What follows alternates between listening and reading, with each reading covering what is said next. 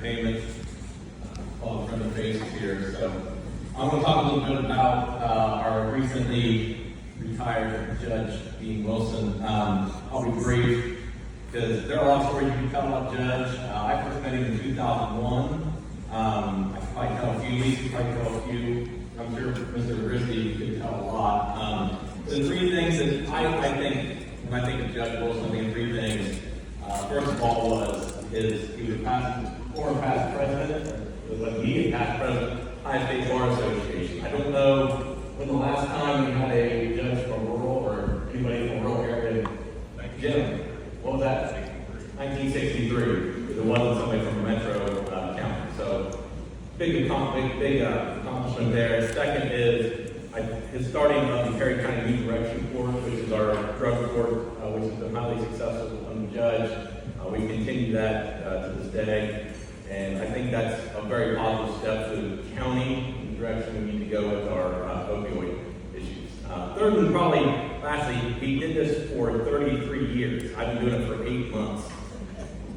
33 years is a long time. You don't know, I turned 40 today, so we'll do the math there, but 33 years in public service. I don't care what you're doing, 33 years is a long time. You can sit up on a bench as a municipal court judge, a county court judge, and get elected each time and go through all that process. It's not easy.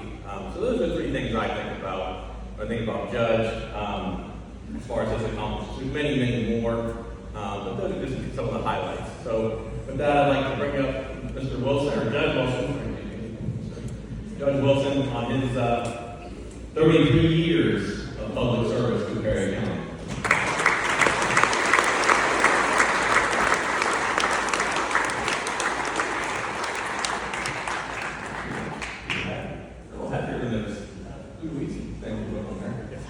This slate is from Perry County Courthouse, installed in 1887, removed in 2024. Perry County Republican Party presents the slate to Judge Dean Wilson for his lifelong service to the people of Perry County. Thank you.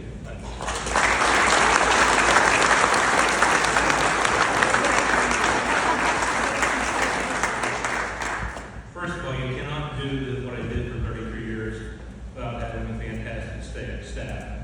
Dan was part of that. Brad Christie's been with me since 1997. And you have to rely upon staff. Sit here with two brilliant appellate judges.